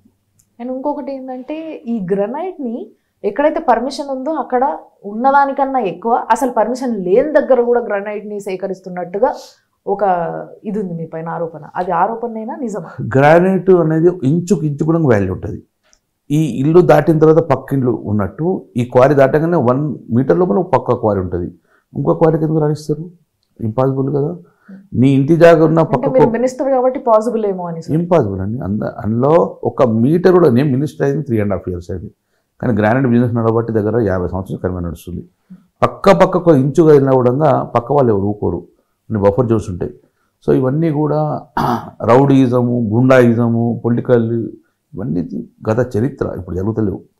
ఎవరు కూడా కోర్టులు ఉంటాయి, న్యాయస్థ ఉంటారు, మంత్రి పోయి బెదిరించే పరిస్థితి ఉండదు. బెదిరించిన 1 నిమిషంలో కూడా మీ అంతా మీడియా కూడా ఉంటుంది. సో అటువంటి చట్ట వ్యతిరేక పనులు జరగలేదు, జరగబో కూడా ముందు కూడా. అండ్ గ్రనైట్ ఎప్పుడైతే తీసుకుపోతుంటారో, దాన్ని తరలిస్తుంటారో, అప్పుడు కూడా ఎవరన్నా పోలీసు వాళ్ళు ఆపితే కూడా పోలీసు వాళ్ళని కూడా గుద్దేయడము, నూకేయడము, అసలు ఆపుతుంటే కూడా ఆగకుండా వెళ్ళిపోవడం, ఇలాంటివి జరిగినాయని సాక్షాత్ ఒక పోలీస్ అయినా కూడా ఆఫ్ రికార్డ్స్ చెప్పడం జరిగింది. సో ఇది జరిగిందంటారా, జరగలేదంటారా? ఇది కరీంనగర్ కాదు, ఇండియాలో కాదు, మీరు ఎక్కువ ఆలోచిస్తారు. కానీ పోలీసులు గుద్దుకొని పోయే లారీలు అటువంటి కర్మాలు ఏం లేవు, మా దగ్గర అటువంటి వ్యాపారాలు లేవు, ఇంతవరకు అటువంటి చరిత్ర లేదు. మరి మీకు తప్పు ఇన్ఫర్మేషన్, కానీ ఇట్స్ హైలీ ఇంపాసిబుల్. పోలీసు వాళ్ళు ఆపే సమస్య ఉండదు, ఎందుకు ఆపుతారు? అదే దొంగ కట్ట వ్యాపారం కాదు కదా. మామూలు చెక్ చేయడానికి లైసెన్స్ కానీ పోలీసులకు అథారిటీ ఉండదు, ఎప్పుడు పోలీస్ డిపార్ట్మెంట్ ఉండదు, దానికి మైన్స్ డిపార్ట్మెంట్ ఉంటుంది. అన్ని పేపర్స్ ఉన్నాక చెక్ చేసుకుపోతారు, వెళ్ళిపోతూ ఉంటారు. అక్కడ ఎక్కడ చిన్న పోలీసులకు దొరకనంత దొంగ కట్టే వ్యాపారం కాదు కదా అది. సో అది చాలా ఆరోపణలు తప్పు, మీకు కూడా తప్పు ఇన్ఫర్మేషన్ వచ్చింది. సో మొత్తం కంప్లీట్లీ ఇంపాసిబుల్ చాలా. అటువంటి నేను ఇంతవరకు లేదు. మరి మీకు ఇక్కడ ఉన్నారు, మేము ఆ క్వారీ కాదు, మాకు 300 క్వారీలు నడుస్తాయి, ఏ క్వారీ ఇటువంటి ఇన్సిడెంట్ జరగలేదు. సో మరి ఇప్పుడు మీరు ఏదైతే అన్నారో మీ క్వారీ పక్కన వేరే వాళ్ళది ఉంటుంది, వాళ్ళది. సో వీళ్ళందరితో మంచిగానే ఉంటుందా సార్ మీకు? అందరు ఒకటి, మేము అందరికీ నేనే రిపీటెడ్గా ఉంటా. వాళ్ళందరికీ ఏ ఆపద వచ్చినా విధంగా నేనే సహకారం చేస్తా. సో చాలామంది లోకల్ ఇష్యూస్ ఉంటారు, కొంతమంది యాంటీ సోషల్ ఎలిమెంట్స్ ఇబ్బంది చేస్తుంటారు. సో ఇండస్ట్రీ బతకాలి, ఇండస్ట్రీ ద్వారా లక్షలాది మంది బతుకుతారు. ఒక్కసారి ఇండస్ట్రీ మూతపడితే దాని ముందట ఉన్న టీ షాప్ బతకడంగా రోడ్డు మీదకి వస్తాడు, దాని మీద ఆధారపడ్డ లారీ డ్రైవర్ రోడ్డు మీదకి వస్తాడు, కూలీలు రోడ్డు మీదకి వస్తాడు. కాబట్టి ఇండస్ట్రీ బతకాలి. ఇది మొత్తం కూడా ఫారిన్ కరెన్సీ వస్తుంది, ఫారిన్ రెవెన్యూ వస్తుంది, చైనా రెవెన్యూ, అవన్నీ వస్తాయి. కాబట్టి ఇండస్ట్రీ బతుకుతుంది. లక్షలాది మంది ప్రత్యక్షంగా పరోక్షంగా బతుకుతున్నారు. ఈరోజు ల్యాండ్ వాల్యూ పెరిగిందంటే just because of the granite industry. 350 మంది క్వారీలలో 10,000 మంది పనిచేస్తున్నారు. సో వీళ్ళందరికీ కూడా ఉపాధి పోవద్దని నా ఆలోచన. సో అట్లా గ్రానైట్ ఇండస్ట్రీకి సంపూర్ణంగా సపోర్ట్ ఇస్తున్నాం. కానీ ఎవరు చట్ట వ్యతిరేకంగా చేస్తే మొత్తం డెఫినెట్గా ప్రభుత్వ పరంగా వారిని శిక్షిస్తున్నాం కూడా, ఇబ్బంది లేదు. కొన్ని క్వారీస్ ఊహించడం కూడా చట్ట వ్యతిరేకంగా చేస్తే. కానీ చట్టబద్ధంగా నడిచే క్వారీలకు మొత్తం డెఫినెట్గా ప్రభుత్వ పరంగా సపోర్ట్ చేస్తాం. ఓకే. సో మరి గతంలో మీ పైన ఒకసారి ఈడీ ఎంక్వైరీ పడ్డది. అసలు అది ఎందుకు మొదలైంది, ఎక్కడి నుంచి వచ్చింది, ఎవరు అది ఫస్ట్ స్టార్ట్ చేసింది, అసలు ఏమైంది తర్వాత? మళ్ళీ ఇంకా ఏం ముచ్చట్లేనే లేదు అసలు. ఇది దాచుకుంటే దాగేటి కావు. తప్పు చేస్తే డెఫినెట్గా ఇవాళ కాకపోతే రేపు శిక్ష అనుభవించాలి. మా ఫ్యామిలీ మొత్తం ఒకటే compound, joint family. So IT rides జరుగుతూ ఉంటాయి, ఈడీ రైడ్స్ జరిగినప్పుడు ప్రెమిసెస్లో నేను ఉన్నప్పుడు మా ఇంటి మీద రైడ్ చేశారు. మొత్తం మా ఇల్లు మొత్తం సెర్చ్ చేసుకున్నారు, 80,000 రూపాయలు చూశారు. అది చూసి పంపించేసారు, ఏం డాక్యుమెంట్స్ దొరకలేదు. సో అది ఓన్లీ సెర్చ్, అది నాట్ రైడ్, అది ఓన్లీ పక్క ఇల్లు ఉన్నది కాబట్టి సెర్చ్ చేశారు. సో నేను అడిగిన డాక్యుమెంట్స్ సబ్మిట్ చేశాను. సో అన్నీ లీగల్గా ఉన్నాయి. సో మా శ్వేతా గారికి సంబంధించిన అన్ని డాక్యుమెంట్స్ వెరిఫై చేస్తున్నారు. తప్పు చేస్తే డెఫినెట్గా వాళ్ళు పని చేస్తారు. సో ఇంతవరకు కూడా అటువంటి ఏం లేదు కాబట్టి ఆల్మోస్ట్ వాళ్ళు కూడా తప్పు చేయలేదని భావిస్తున్నారు వాళ్ళు. సో సిబిఐ, ఈడీ ఇవన్నీ కూడా డీప్ ఎంక్వైరీ చేస్తారు. ఎంక్వైరీ చేసినప్పుడు ఏం తప్పు లేనప్పుడు అమాయకునికి మాత్రం శిక్షించే అధికారం ఎవరు లేదు. సో అందులో ఏమాత్రం కూడా మాకు నెగ్లెన్స్ కనవలేదు. అందులో ఏమాత్రం డివియేషన్ అంటే సార్ ఒక ఎమ్మెల్యే ఒక మంత్రి అయి ఉండి మీ ఇంట్లో 90,000 దొరకడం అనేది నాకు చాలా ఆశ్చర్యంగా ఉంది సార్. వైట్ మనీ ఉంటాయి కదా మాకు, బ్లాక్ మనీ ఎందుకు ఉంటుంది మా దగ్గర? వచ్చేంత ఫారిన్ కరెన్సీ ఉంటుంది, త్రూ ఆర్బీఐ వస్తుంది, బ్యాంక్ బ్యాలెన్స్ ఉంటుంది, ఇక బయటే ఉంటుంది. లంచాలు తీసుకునే అవకాశం లేదు మాకు. సో లక్ష కోట్ల వ్యాపారం మేము కోట్ల ఇన్వెస్ట్మెంట్ ఇంట్లో పెట్టుకున్న పరిస్థితి ఉండేది కదా. సో మేము అంతా చట్టబద్ధం చేస్తున్నాం కాబట్టి త్రూ ఆర్బీఐ వస్తుంది, through reserve bank of India వస్తుంది. సో అంతా వైట్ మనీ ఉంటుంది, మాకు బ్లాక్ మనీ ఉండదు. ఓకే. సో మరి మీరు బండి సంజయ్ గారు మంచి ఫ్రెండ్స్ అంటారు కదా, మామూలుగా దోస్తాను ఉందా మీ ఇద్దరికి? 100%. నేను రాజకీయాలు వచ్చినప్పుడు తనడంగా పొలిటికల్స్ ఉండే, నేను మున్సిపల్ కార్పొరేటర్ ఉన్నప్పుడు తనడం మాతో కార్పొరేటర్ ఉండే. మాకు తమ్ముడు వరుసగా మా కుటుంబానికి వాళ్ళ కుటుంబానికి దగ్గర సంబంధాలు. మా ఇద్దరి మధ్యన రాజకీయ విభేదాలు తప్ప కానీ వ్యక్తిగత విభేదాలు లేవు. నేను చాలాసార్లు ఆయనకు చెప్పాను, నువ్వు నాకన్నా చిన్న, కేసీఆర్ అనే వ్యక్తి ప్రజల ఆస్తి. కేసీఆర్ను పరిశుద్ధులతో మాట్లాడితే ప్రజలు యాక్సెప్ట్ చేయరు. సో కేసీఆర్ని తిట్టితే మేము అదే రేంజ్లో మేము తిడతామని చాలాసార్లు హెచ్చరించాను. సో ఆ రకంగా మాకు అతని సిద్ధాంతాలు వేరు, మా సిద్ధాంతాలు వేరు, అతని పార్టీ వేరు, మా పార్టీ వేరు. కానీ జనాలు ఏమంటున్నారు అంటే కొంతమంది యాక్చువల్గా బండి సంజయ్ ఎంపీగా గెలవడానికి అంతో ఎంతో మీ సహకారం డెఫినెట్లీ ఉంది దాంట్లో అని అంటారు. తండ్రి చెప్తే వాళ్ళ కొడుకు ఓటేసే పరిస్థితి లేదు, తండ్రి చెప్తే కొడుకు ఓటేసే పరిస్థితి లేదు. మీరు కరెక్ట్ చెప్పండి. మీరు రమ్య గారు, మీరు భార్య భర్త ఇద్దరు పోయి ఎవరు ఏ ఓటేషన్ డిస్కస్ చేశారు ఎన్నడన్నా? ఎన్నడూ చేయరు. ఇంపాదు నీ పక్కన ఎన్నుకున్న వాళ్ళు నీ భార్య భర్తలంగా ఎవరు ఏ ఓటేషన్ ఉండగా డిస్కస్ చేసే పరిస్థితి లేదు. ఎవరికి నచ్చిన వాళ్ళు ఓటేస్తాను. అలాగే Gangula Kamalakar TRS party suicide squad. నేను టీఆర్ఎస్ పార్టీ తప్ప వేరే పార్టీకి నా జీవితంలో చెప్పా, ఓన్లీ టీఆర్ఎస్ పార్టీ. మా కేసీఆర్ ఇచ్చిన బీఫామ్ అంటే మాకు పవిత్ర గంధం. కాబట్టి ఒక్క నిమిషం కూడా నా అంతరాత్మ సాక్షికంగా ఒక్క నిమిషం కూడా నేను పార్టీ ద్రోహం చేశాను. కాబట్టి నాకు కారు గుర్తు తప్ప వేరే గుర్తు కనబడది, కారు గుర్తు తప్ప వేరే గుర్తు చెప్పేదని నా నోటి మాట రాదు. మరి సార్ హంగ్ వస్తుంది అంటారు, ఎట్లా సార్? మరి సర్వేలు అంటున్నాయి క్లియర్ అండి, కేసీఆర్ గారిని తెలంగాణ ప్రజలు వదులుకోరు. ఈరోజు బండి సంజయ్ సీఎంగా ఉన్నా, రేవంత్ రెడ్డి సీఎంగా ఉన్నా, కేసీఆర్ సీఎం కావాలంటే ప్రజలు మెజార్టీ 80% మళ్ళీ కేసీఆర్ కొట్టేస్తారు. Because KCR is an asset for the Telangana. తెలంగాణకు తీసుకొచ్చిన ఆ బ్రాండ్ నేమ్ ఎక్కడికి పోదు. నిజంగా కేసీఆర్ లేని తెలంగాణ ఊహించుకోగలుగుతామా? కేసీఆర్ లేని తెలంగాణ ఇంతకుముందు చూసాం మనం, 40-50 సంవత్సరాలు చూసాం. బీజేపీ పాలకులు చూసినాము, కాంగ్రెస్ పాలకులు చూసినాము. గుడ్డి దీపం ఉన్న తెలంగాణకు ప్రకాశవంతం చేసారు. కేసీఆర్ లేకపోతే మళ్ళీ ఆ పరిపాలన కోరుకోరు ప్రజలు. సో హంగ్ లేదు, ఏం లేదు. క్లియర్గా గత 2014 కన్నా 2018 కన్నా ఎబో 90 వస్తాయి. 2014-18 కన్నా ఎక్కువ వస్తాయి. ఎర్రబెల్లి సార్ ఏమో 80 అయితే పక్కా వస్తాయి. 100%. ప్రజలు ఎప్పుడంగా గుర్తుపెట్టుకున్నారు, ప్రజలు ఎప్పుడంగా ట్రయాంగిల్ ఫైట్లో బయటపడుతుంది కాదు, క్లియర్గా కేసీఆర్కి వేస్తాం అంతే. పక్క వాళ్ళకు ఫైట్ బిట్వీన్ 2 పార్టీస్ ఉంటాయి అంతే. కానీ మన జిహెచ్ఎంసీ ఎలక్షన్స్ అయినప్పుడు మాత్రం అసలు టఫ్ ఫైట్ కదా సార్. మరి అది స్థానిక సంస్థలు డిఫరెంట్. మీరు మొన్న కూడా మీరు బై ఎలక్షన్ చూడండి, ఎవరు ఎమ్మెల్యే కావాలంటే ఈటల గెలిచారు, ఎవరు ఎమ్మెల్యే కావాలంటే రఘునందన్ గెలిచారు. కానీ రేపు జనరల్ ఎలక్షన్ ఎవరు ముఖ్యమంత్రి అనేది దాని ఓట్లు పడతాయి. ఎవరు ముఖ్యమంత్రి అంటే డెఫినెట్గా కేసీఆర్కి ఇస్తారు. అక్కడ ఈ లోకల్ ఒక్కడ గెలిస్తే సరిపోదు కదా సార్, ఎమ్మెల్యేలు కూడా ఇంపార్టెంట్ కదా ఆయనకి గవర్నమెంట్ ఫామ్ చేయడానికి. అదే నేను అంటాను కదా, రేపు రాబోయే ఎన్నికల జనరల్ ఎలక్షన్స్లో ఎవరు ఎమ్మెల్యే అని పడతాయి. బై ఎలక్షన్లో ఎవరు ఎమ్మెల్యే అని కొట్లాడతారు, కానీ రాబోయే ఎన్నికల్లో ఎవరు సీఎం మీద ఓటు పడతాయి. ఆ సీఎంలో అక్కడ ఏ అభ్యర్థి ఎమ్మెల్యే ఉన్నా సో సీఎం గారిని ఆ టీఆర్ఎస్ జెండాను చూసి మిగతా ఎమ్మెల్యేలు అందరూ ఓట్లు వేసేస్తారంటారు. 2023 ఎన్నికలలో ఎవరు సీఎం కావాలి ఆ కేసీఆర్ బొమ్మతులు పోతారు, ఎమ్మెల్యేలను క్రైటీరియా తీసుకోరు. మరి ఎమ్మెల్యేలుగా మీకు స్పెషాలిటీ ఏముంది సార్? ఇలా మేము పార్టీ వర్కర్స్, మాకు పార్టీ టికెట్ వచ్చినవి, ఒక పార్టీ టికెట్ ఇచ్చిందంటే సార్ మీరు ఎమ్మెల్యేలు సార్, జనాలు మిమ్మల్ని ఇష్టపడతారు ఒకవేళ మీరు మంచి చేస్తే. అట్లాంటిది మీరు ఏదో బానిసలాగా మాట్లాడుతున్నారు. బానిస కాదే, పార్టీకి లాయల్టీ. బానిస ఎందుకంటే మేము కేసీఆర్ గారి టీంలో మేము మెంబర్లు, అది మా గర్వం. ఎట్లా బానిస మేము? కేసీఆర్ గారి టీంలో మేము ఒక మెంబర్ అంటే అదే గర్వం మాకు. ప్రజలకు కేసీఆర్ డైరెక్షన్లో మేము పనిచేస్తున్నాం. యథా రాజా తథా ప్రజ. మా కేసీఆర్ మంచి లేకపోతే మేము కూడా మంచిగా ఉన్నాం. కేసీఆర్ డైరెక్షన్ పని చేస్తే డెఫినెట్ ప్రజలు మమ్మల్ని రిసీవ్ చేసుకుంటున్నారు. నేను కేసీఆర్ గారు ఎట్లా ఏ పని చెప్తే మేము చేస్తున్నాం కాబట్టి ప్రజలు రిసీవ్ చేసుకున్నారు. మేము డిబేట్ అయితే డెఫినెట్గా మేము ఓడిపోతాం. సో మొత్తం కేసీఆర్ గారిదే తప్పితే మనదేం లేదంటారు. 100% మా పార్టీ పాలసీలే మనం గెలిపిస్తాయి. కేసీఆర్ గారి బొమ్మనే మనం గెలిపిస్తుంది 100% ఇదే మార్పు. ఇది గంగుల కమలాకర్ గెలుపు కాదు, డెఫినెట్గా టీఆర్ఎస్ పార్టీ గెలుపు మాత్రమే.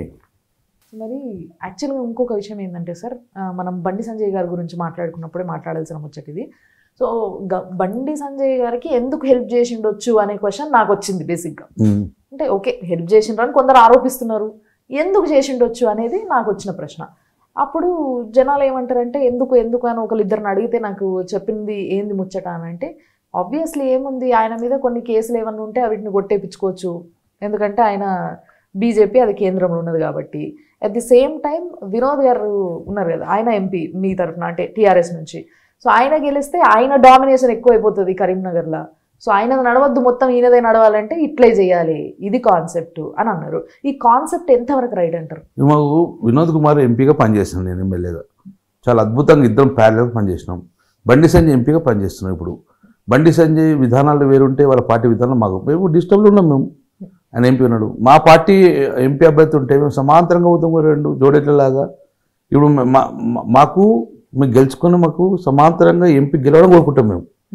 సో కాబట్టి మా టార్గెట్ ఒకటే, బండి సంజయ్ మా రిలేటివ్ అయినా మా పార్టీ గెలవాలని శ్రమించే వ్యక్తి నేను కొన్ని. రేపు రాబోయే 23 చూస్తారు కదా, ఎమ్మెల్యే ఎంపీ రెండు కూడా అద్భుతంగా టీఆర్ఎస్ పార్టీ బీఆర్ఎస్ పార్టీ ఘన విజయం సాధిస్తాం అని డౌట్ లేదు. సో దాంట్లో డౌట్ లేదంటున్నారు కాబట్టి, ఒకవేళ ఫర్ ఎగ్జాంపుల్ సర్వేలను ఏదైనా కన్సిడర్ చేసుకుంటే సార్, సర్వేలను కన్సిడర్ చేసుకుంటే ఏమంటున్నారు అని అంటే, బీజేపీకి 30 వరకు వచ్చే అవకాశం ఉన్నది. సో లాస్ట్ వరకు పోరాడి టీఆర్ఎస్కి ఇంకొక 10 సీట్లు అట్లా అవసరం పడే అవకాశం ఉంటే, 10-15 సీట్లు అవసరం పడే అవకాశం ఉంటే, ఆ మిగతా 10-15 కాంగ్రెస్కి ఎట్లా వస్తాయి కాబట్టి కాంగ్రెస్తోనే ఏమన్నా టైఅప్ అవుతారా అని అడుగుతారు. బిఫోర్ ఎలక్షన్స్ ఇవన్నీ డిస్కషన్ వృధా. మాకు క్లియర్ మెజార్టీ వస్తుంది. మాకు మిత్రపక్షం మేము ఉండేది, వారి సపోర్ట్ లేకుండా క్లియర్గా మేము గవర్నమెంట్ రూల్ చేస్తాం, ఫామ్ చేస్తాం. మేము కాంగ్రెస్ పార్టీ నుంచి తీసుకొని ప్రభుత్వం ఏర్పాటు చేసేందుకు మాకు సముఖత లేదు. అలయన్స్లో చేసిన రాష్ట్రాలన్నీ కుప్పగూలిపోయినాయి. అలయన్స్లో చేసిన రాష్ట్రాలు ఏది కూడా కొనసాగాలి. ఎగ్జాంపుల్ మీకు ఎంపీ అట్లే ఉన్నది, మహారాష్ట్ర అట్లే ఉన్నది, గోవా లాంటి కానీ ఇవన్నీ కూడా మధ్యంతర కుప్పగూలిపోయింది. అది రాష్ట్ర అభివృద్ధికి మనకు మంచిది కాదు. కాబట్టి క్లియర్ మెజార్టీ మాకు వస్తుంది, సింగిల్ లీడర్షిప్లో ఉంటుంది, వితౌట్ కాంట్రవర్సీగా పోతుంది. ఆ రకంగా ముందుకెళ్తాము. కేసీఆర్ గారిని వదులుకోవాలని ఏ ప్రజలకు ఇష్టం ఉండరు, హంగు రాదు. డెఫినెట్గా కేసీఆర్కి క్లియర్ మెజార్టీ ఇస్తారు. సో కరీంనగర్లో కొంతమంది జనాలు లైక్ ఇట్లా రోడ్ల పక్కకు ఉండేటోళ్ళు, కొంచెం చిన్న పని కూలి పనులు అట్లా చేసుకునేటోళ్ళు, వాళ్ళ దగ్గర నుంచి అడిగితే వాళ్ళకి గుడ్డిగా తెలిసిన ఒక విషయాన్ని నాకు చెప్పారు సార్. ఏంటిది అని అంటే, ఈ గ్రనైట్ లారీలు తిరిగి రోడ్లు కుదిపేసినట్టు అయిపోయి మొత్తం కిందికి ఇట్లా దిగబడిపోతున్నాయి. అంతేకాకుండా ఇక్కడ కొన్ని విషయాలు ఎట్లా జరుగుతాయి అని అంటే, ఆ లారీలు పోతుండగా కొంతమందిని యాక్సిడెంట్ చేయడం, అంటే అది ఆపొద్దనా లేకపోతే ఏందో కానీ మొత్తం మీద గుద్దిన తర్వాత కూడా తిరిగి ఆపి చూసిన పరిస్థితి లేదు అనేది ఒకటి ఉన్నది. సిటీలకు మీరు అన్నట్టు సిటీలకు ఒక లారీ రాదు, గ్రానైట్ లారీ. ఓన్లీ అవుటర్ గుడిసెలు వేసుకొని ఇట్లా ఉండేటోళ్ళు కూడా కొంచెం ఊరవతలనే ఉంటారు కదా సార్, చుట్టుముట్టు ఊరవతల ఉండొచ్చు. కానీ సిటీలు ఇప్పుడు రాదు, కుంగిపోయిన రోడ్లు ఉండే. కానీ మళ్ళీ చెక్కు జరిగిన అద్భుతమైన ఇన్ఫ్రాస్ట్రక్చర్ రోడ్స్ ఉంటాయి. మ్యాక్సిమం ఏ లారీకైనా యాక్సిడెంట్ అవుతాయి. యాక్సిడెంట్ కావాలని ఎవరు కోరుకోరు. గ్రానైట్ ఇండస్ట్రీ యాక్సిడెంట్ అవుతుంది, కోల్ లారీ కూడా ఇండస్ట్రీ, కోల్ లారీ అవుతుంది, శాండ్ లారీ కూడా అవుతుంది. యాక్సిడెంట్ ఈజ్ యాక్సిడెంట్, కారు కూడా అవుతుంది. కానీ ఎవరు కూడా గుద్దుకొని పారిపోయేంత సీన్ కూడా లేదు ఇక్కడ. గ్రానైట్ లారీ అది చాలా స్లో పోతుంది, ఫాస్ట్గా పోయే వెహికల్స్ కూడా కాదు. సో మేము హ్యూమన్గా ఆ కుటుంబాన్ని ఆదుకునే ప్రయత్నం చేస్తాం. కావాల్సుకుని ఎవరు యాక్సిడెంట్ చేయరు. ఇవన్నీ మీకు తప్పుడు ఆరోపణలు. గ్రానైట్ ఇండస్ట్రీని ఒక బూచిగా చూసే ప్రయత్నం చేస్తున్నారు. కానీ ఎన్నో వందల మంచి కార్యక్రమం చేసుకుని గ్రానైట్ ఇండస్ట్రీ మీద ఆరోపణ చేస్తూ కరెక్ట్ కాదనిపిస్తుంది. మీకు అన్నట్టు గుద్దుపోయిన కార్లు ఏం లేవు, ఎవరు గుద్దిపోయి చనిపోయిన లేవు, అటువంటి పరిస్థితి ఏం లేదు కరీంనగర్లో. ఇంపాసిబుల్. గ్రానైట్ లారీ చాలా స్లో పోతుంది, 30-40 స్పీడ్ పోతుంది. ఎక్కడ పోతుంది? ఒక స్కూటర్ ఓట వేయచ్చు. కానీ లారీ సార్, లారీ గుద్ది పరారు కాదు కదా, గుద్ది ఎటు ఎంత దూరం పోతుంది, కట్టుకొట్టుకుంటూ పోయేది కాదు కదా. ఒక స్కూటర్కి పోయి ఓవర్టేక్ చేసుకోవచ్చు. ఎక్కడ జనరల్గా ఇన్సిడెంట్ అయితే డెఫినెట్ వాళ్ళు దిగుతారు, వాళ్ళ బాధ్యత వాళ్ళది. సో మరి ఈ గ్రానైట్ క్వారీలో చుట్టుముట్టున్న ఒక 15 గ్రామాలు గ్రానైట్ లో బుక్ చేస్తారు పొలిటికల్ గా. సో గ్రానైట్ ఏదైతే క్వారీలు ఉన్నాయో దీని చుట్టుముట్టు 15 గ్రామాలలో మొత్తము జనాలకి దగ్గుదమ్ము రోగం వస్తుందంట దీని సన్న పౌడర్ లేవడం వల్ల. సో దీని గురించి ఎప్పుడన్నా మీరు ఆలోచించారా? క్వారీలో రాదు ఇది, గ్రానైట్ క్వారీలో రాదు, గ్రానైట్ ఫ్యాక్టరీలో వస్తుంది. Granite queries different factories. Factory cut చేసినప్పుడు అందులోకి చూర వెళ్తుంది, అది బయట రాకుండా లిక్విడ్ చేసుకొని. ఈ క్వారీస్ అన్నీ కూడా ఫ్యాక్టరీస్ అన్నీ ఉండగా గ్రామాల మధ్యనే ఉన్నాయి, మధ్యలో ఉంటాయి, ఎక్కడ ఉన్నాయి గ్రామాలలో మనిషి ఉంటాయి. కాబట్టి అటువంటి విషయం స్ప్రెడ్ చేసే ఫ్యాక్టరీస్ కాదు ఇవి. సో అన్నీ కూడా ఎన్జిటి రూల్స్ ప్రకారం ఉంటాయి, ఎక్కడ పొల్యూషన్ స్ప్రెడ్ చేసే అవకాశం ఉండదు. అటువంటి విధంగా డెఫినెట్గా కరీంనగర్ ఆనుకొని ఉంటాయి. కాబట్టి ప్రజా ఆరోగ్యం గురించి ఇక్కడ ఇబ్బంది రాలేదు ఇంతవరకు. సో ఫ్యాక్టరీలలో పనిచేసే వాళ్ళకి ఏమన్నా ప్రికాషన్స్ తీసుకుంటారా? ఏం లేదు, అటువంటి పెద్ద హార్మ్ చేసేది కాదు ఇది. ఇలా కెమికల్స్ యూజ్ కాదు, ఓన్లీ స్టోనే కాబట్టి ఓన్లీ చిన్న చిన్న స్మెల్ వస్తుంది తప్ప కానీ బ్యాడ్ స్మెల్ రాదు, విషాలు కాదు, కలుషితం కాదు. పోతుంది కదా సార్ ముక్కులకి, దుమ్ము వస్తుంది. అది కూడా దాన్ని ఇమ్మీడియట్గా వాటర్ స్ప్రెడ్ చేసుకొని దాన్ని ముద్దగా చేస్తారు. కానీ ఇక్కడ పౌడర్ స్ప్రెడ్ కాదు. పౌడర్ స్ప్రెడ్ అయితే ఆ ఊళ్ళో నన్ను వ్యవసాయం కూడా చనిపోతాయి. కాబట్టి వ్యవసాయంకి ఇబ్బంది కాకుండా ఉన్నది, ఇక్కడ చిన్న ప్రాబ్లం కాదు. సో స్ప్రెడ్ వయలెంట్గా వచ్చే స్మోక్ లాంటివి కానీ పౌడర్ లాంటివి కానీ హార్మ్ చేసేటి ఇక్కడ రాలేదు ఇంతవరకు కూడా. 100,000 ఫ్యాక్టరీ నడుతుంది కదా. ఓకే. సో మరి ఈ ఇందాక మనం మాట్లాడుకున్నట్టుగా ఈడీ గురించి, ఈడీ ఎవరైతే మీ ఇంటికి వచ్చి మొత్తం అంతా చెక్ చేసి పోయినరా అని అన్నారు కదా, అసలు ఇదంతా ఎందుకు జరిగిందంటారు? ఎవరికన్నా మీ పైన పగుందా ఏంటి అసలు? గ్రానైట్లో అంటేనే గంగుల కమలాకర్ అని మీరు అంటున్నారు. 350 క్వారీలలో కమలాకర్ ఒకటే క్వారీ.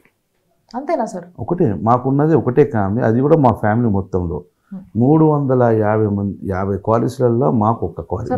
పొలిటీషియన్స్ అంటే బాగా సంపాదించుకుంటారని మొత్తం చిన్నపిల్లగాన్ని అడిగినా చెప్తారు సార్, మీరేమో ఒకటే ఉంది మాకంటే. ఒకటి ఇప్పుడు మా దగ్గరకు వచ్చి మీరు ఇంటర్వ్యూ ఇచ్చినప్పుడు మైన్స్ డిపార్ట్మెంట్లో ఉంటుంది, ఈ 350 పేర్లు ఉంటాయి కదా. ఒకళ్ళు ఒంగోలు, ఒకళ్ళు చెన్నై, ఒకళ్ళు తమిళనాడు, అందరూ ఉంటారు వాళ్ళు. సో మేము ఇండస్ట్రీ రాకముందు నుంచే 100 క్వారీస్ నడుస్తూ ఉంటాయి. సో జనరల్గా అక్కడ కనబడే ఫిగర్ గంగుల కమలాకర్. సో ఏ క్వారీలో ఏం చేయాలంటే గంగుల కమలాకర్ క్వారీ వస్తుంది. సో ఎక్కడ ఏం చేయాలంటే గంగుల కమలాకర్. మీరు అన్న ఇప్పుడు లారీ గుద్దుకొని పోతే గంగుల కమలాకర్ అంటారు అన్నట్టు. సో అందులో ఎక్కడ కూడా కమలాకర్ గారికి పేరు ఎక్కడ ఉండదు. మా శ్వేత గ్రాండ్స్ మా కుటుంబాన్ని, ఆ శ్వేత గ్రాండ్స్ ఉన్నది ఒకే ఒక మైన్. ఎవరి పేరు సార్? శ్వేత. శ్వేత అంటే మా అన్నయ్య కూతురు పేరు. 92లో స్టార్ట్ చేసాము.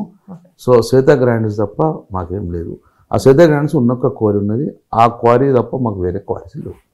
ఓకే. సో మీరు మామూలుగా ఇప్పటికీ కూడా అంటే స్టేట్ సెపరేట్ అయినప్పటికీ కూడా మీరు ఇంకా ఆంధ్ర లీడర్లను కావచ్చు, ఆంధ్ర అంటే జనాలను కాకుండా ఆంధ్రాని బేస్ చేసుకొని తిట్లు తిడతా ఉంటారు అని అంటారు. ఎందుకు సార్ అట్లా?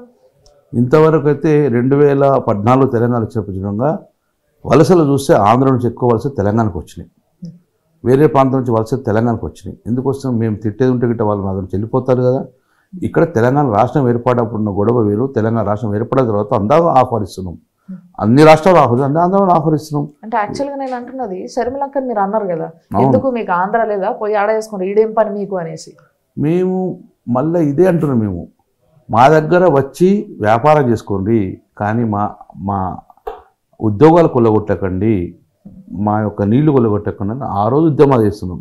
మళ్ళీ షర్మిల ఏ ప్రాంతం వారు, ఇప్పటికి కూడా షర్మిల ఆంధ్ర ప్రాంతం వారు.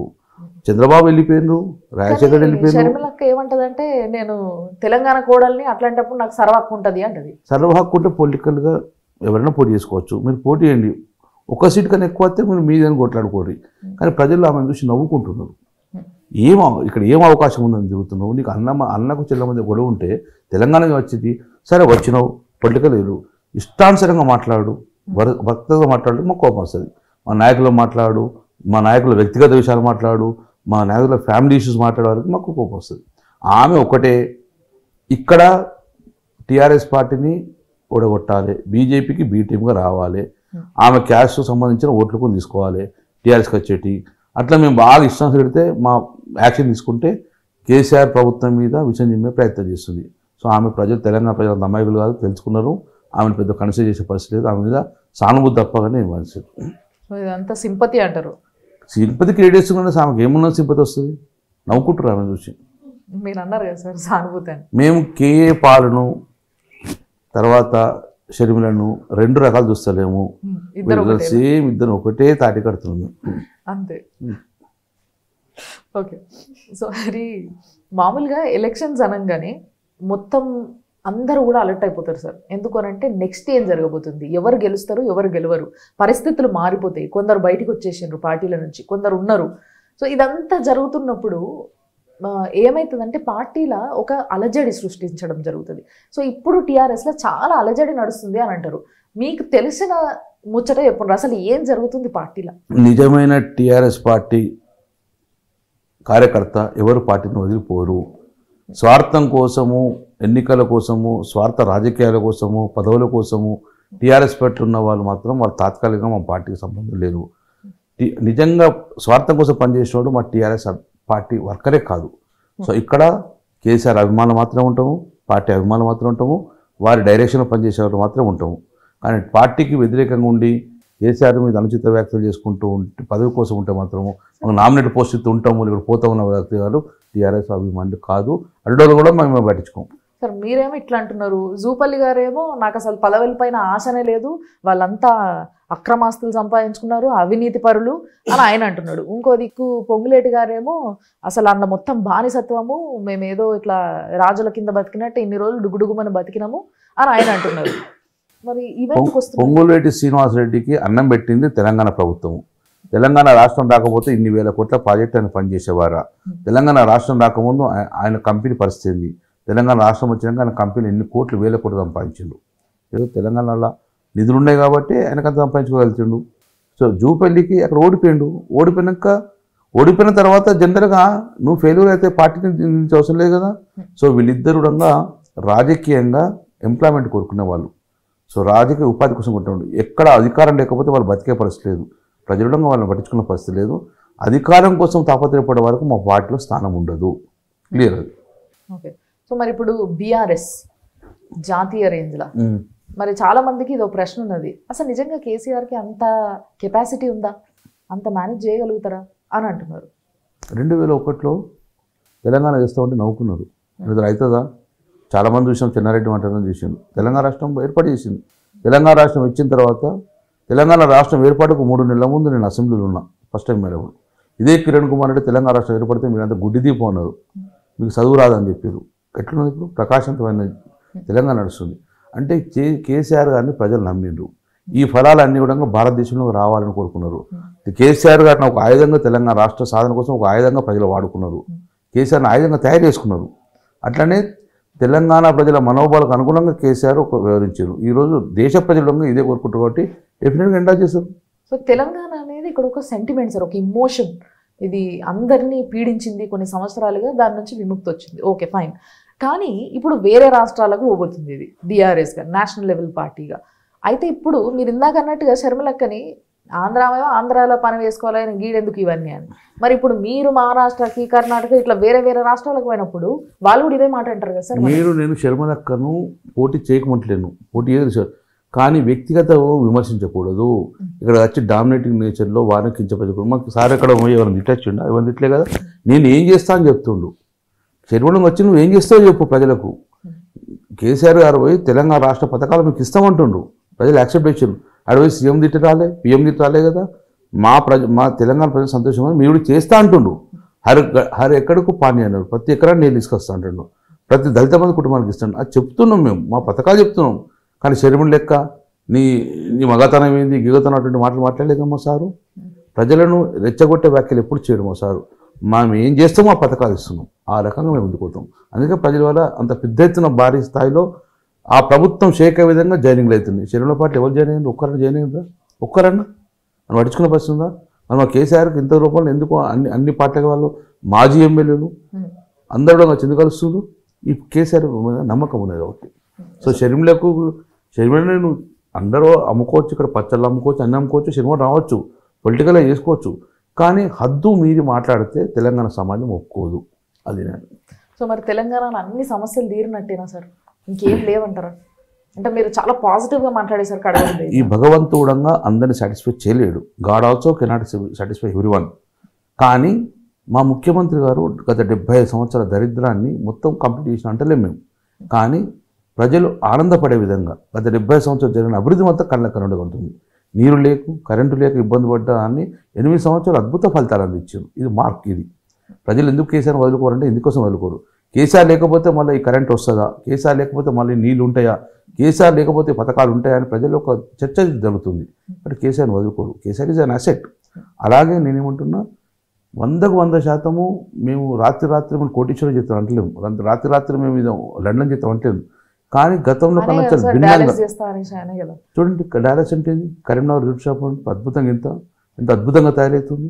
8 సంవత్సరాలు 40-50 సంవత్సరాల్లో ₹1 నిధులైన కరీంనగర్కు ఈ 8 సంవత్సరాలు అద్భుతంగా మారిందా లేదా? సో మేము ఒకటే అంటున్నాం, మేమేదో మాయమాటలు చెప్పి ఓట్ల కోసం కాదు, ప్రజలకు ఈ అభివృద్ధి చేసినాము అని ఓట్లాడుతున్నాం. మేము రేపు రాబోయేలో ఇది చేస్తామంటే ఇది చేసినాము అని అడుగుతున్నాం. ఇది కొనసాగాలి. This development should be continue అనుకుంటున్నాం. బీజేపీ ఏమంటుంది అంటే వీళ్ళు కాళేశ్వరం అని నీళ్ళు తీసుకొచ్చామని అందరినీ మభ్య పెట్టారు, కానీ ఆ కాళేశ్వరంలో పెద్ద ఇది ఉంది, ఎంత అవినీతి, అందులో పైసలు ఎక్కడెక్కడ ఎంతెంత వాళ్ళు దొబ్బినరో ఒకసారి అడుగుండ్రి అప్పుడు చెప్తారు అనేసి అంటున్నారు. సిబిఐకి, ఈడీకి, ఐటీకి పార్లమెంట్లో ఒక 100 క్వశ్చన్ చేసిండ్రు. పార్లమెంట్ సాక్షి చెప్పారు కాళేశ్వరంలో అవినీతి జరగలేదు, పార్లమెంట్ సాక్షి చెప్పారు. వారి మంత్రి చెప్పాడు, నీటి శాఖల మంత్రి. సో ఇవన్నీ కూడా ఆరోపణలు. ప్రజలు కూడా ఎవరు పట్టించుకున్న పరిస్థితి లేదు, 1% పట్టించుకోలేదు. ప్రజలకు మెరుగైన సేవలు అందుతున్నాయా లేవని చెప్పి ప్రతి స్కీములో మీరు గొర్రెలలో స్కామ్ అని, కళ్యాణలక్ష్మిలో స్కామ్ అని, దేంట్లో స్కామ్ అని మాట్లాడుతున్నాం. ప్రతి ఒక్కరు ముఖ్యమంత్రి పరిపాలనలో అవినీతి అనేది చాలా ఉండదు. ఎక్కువ శాతం ముఖ్యమంత్రి ఫస్ట్ స్టేట్మెంట్ ఇచ్చారు, అవినీతి వాళ్ళు ఎంత పెద్దలని సాధించని చెప్పేసి. అందుకే ప్రజలు బీజేపీ కర్ణాటకలో ఎందుకు ఓడిపోతుంది? అవినీతి ఉన్నది కాబట్టి. సో అవినీతి ప్రజలు యాక్సెప్ట్ చేయరు డెఫినెట్గా. మరి ఏ ఎన్నికలు మేము ఎందుకు గెలుస్తున్నామంటే కేసీఆర్ గారు నమ్మకం ఉన్నది కాబట్టి. అయితే ఈ లెక్కన మీరు చెప్తున్న దాని ప్రకారం ఆలోచిస్తే ఎన్ని సంవత్సరాలైనా ఎన్ని టర్మ్స్ అయినా కూడా టీఆర్ఎస్ఏ ఉంటుంది అంటారు. ఇంకా 10 సంవత్సరాలు అయితే చెక్కు చెదరకుండా టీఆర్ఎస్ గెలుస్తుంది, అంతవరకు నమ్మకం 100%. దాని తర్వాత మేము కాపాడుకుంటే మేము ఉంటాం.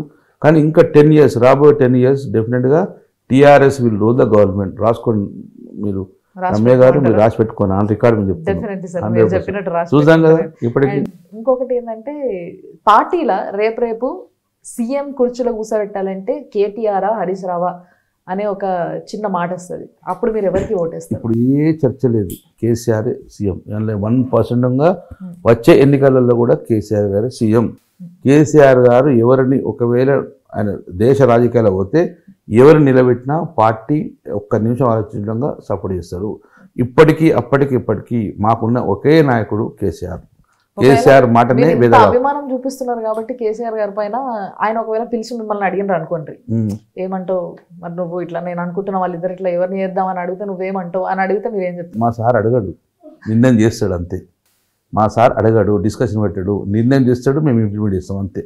అందుకోసమే చాలా మంది రాజుల పాలన రాచరికం ఇదంతా అని అంటున్నారు సార్. అన్ని డెసిషన్స్ ఆయననే తీసుకుంటున్నారు. ఇది రాజరికం వస్తామంటామా? ఇది ప్రజాస్వామ్యంగా మా పార్టీలో డెఫినెట్గా ప్రజాస్వామ్యం.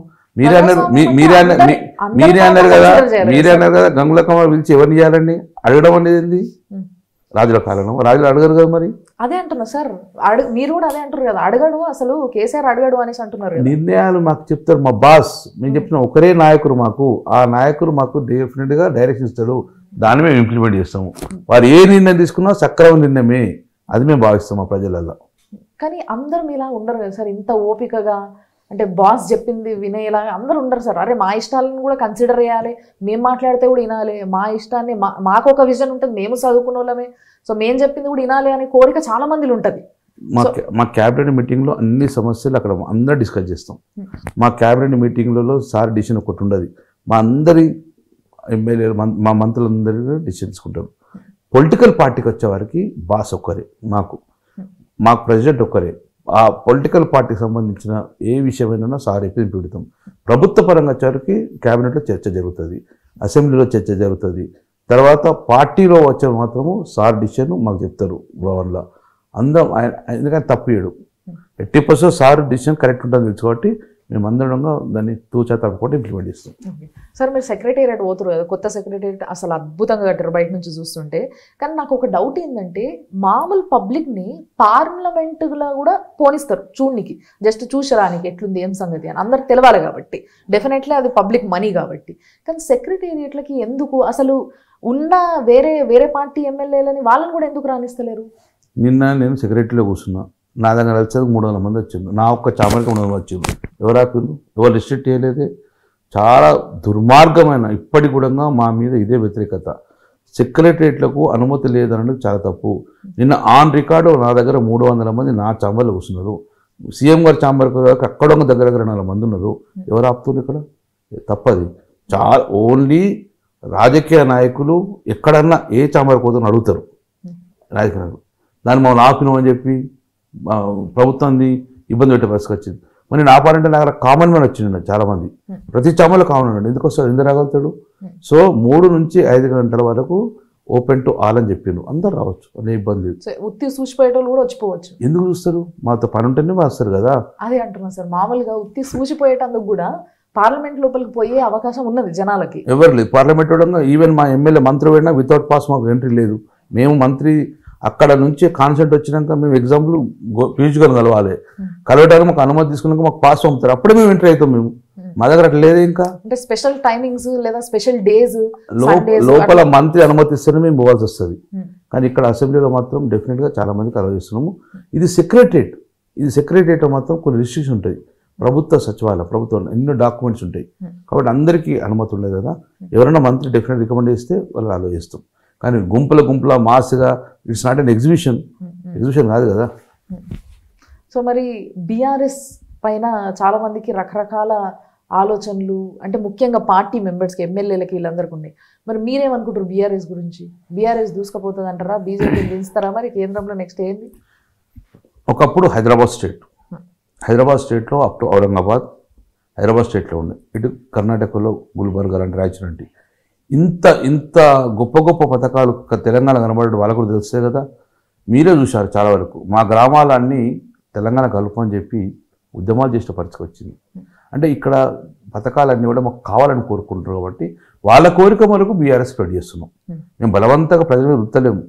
ఎప్పుడైతే తెలంగాణ రాష్ట్రం ఏర్పాటు కోసం ప్రజలందరూ కేసీఆర్ని ఆయుధం చేసుకున్నారో ఈరోజు దేశ ప్రజలు కేసీఆర్ని కోరుకుంటారు కాబట్టి మేము కోరుకోకుండా పిల్లలకు పోతలేము. మేము వారు డెఫినెట్గా రండి, మీ పరిపాలన మంచిగుంది, మాకు కావాలన్నప్పుడే మా సార్ పోతుండు. సో వాళ్ళు ఎండా చేస్తుండ్రు 100,000. నేను ఇక్కడ మంత్రిగా పెడితే 1000 మంది వస్తారు కావచ్చు, కానీ కేసీఆర్ గారు అక్కడ ఎవరు తెలియదు. ఆయన పోతే పీఎం అయిపోతే అట్లీస్ట్ అప్పుడన్నా సీఎంగా ఒక దళితుడిని చూడొచ్చా? మేము 100% సార్, నేను మళ్ళీ చెప్తున్నాను కదా, మా పార్టీ ప్రయోజనాలు తెలంగాణ రాష్ట్ర ప్రయోజనాలు. తెలంగాణ రాష్ట్ర ప్రజలు కాపాడుతున్నందుకు మా ముఖ్యమంత్రి గారు ఏ నిర్ణయం తీసుకున్నా అలా వేరే మాట ఉండదు. కాబట్టి ముఖ్యమంత్రి ఏ నిర్ణయం తీసుకున్నా ఆ సిస్టమేటిక్, ఆ క్రమశిక్షణ మా పార్టీలో ఉన్నది కాబట్టి మనుగడ ఉంది. మేము కాంగ్రెస్ పట్లాగా బీజేపీలో గ్రూప్ కొట్లాటుండే మా దగ్గర. మా ఒక ఎంపీకి మధ్యన అత్యాచారం మాట్లాడేది. మా సింగిల్ ఎజెండా పార్టీ. కేసీఆర్ గారు మా నాయకుడు, వారి మాటను తూచా తప్పకుండా పనిచేస్తున్నాం కాబట్టి ఈ పార్టీని ప్రజలు ఆదరిస్తున్నారు. ఆ పార్టీని మీరు ఎప్పుడన్నా అడిగినారా సార్, మీరు ఒక దళితుడిని సీఎం చేస్తా అన్నారు, అసలు ఎందుకు చేయలేదు? What is the reason? First దళితులను సీఎం చేస్తామని చెప్పడం జరిగింది. తర్వాత 2-3 నెలలకే క్లియర్గా చెప్పడం జరిగింది. వారే అన్నారు, సార్ మీ విజన్లో ఆ ప్రకారం ఉన్నది కదంటే మీరు పరిపాలించమని చెప్పి చాలామంది చెప్పడం జరిగింది.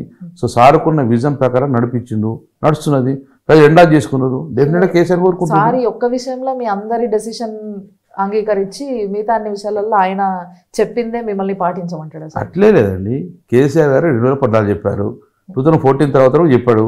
2014 నుంచి నా ఎయిమ్స్ కొన్ని ఉన్నాయి, ఆ ఎయిమ్స్ ఇంప్లిమెంట్ చేసేయాలి, ప్రజలకు అందుబాటులో తేవాలి. కాబట్టి చాలామంది మా దళిత ఎమ్మెల్యే కూడా చెప్పిండు, సార్ మీరు కంటిన్యూ కమ్మని చెప్పిండు.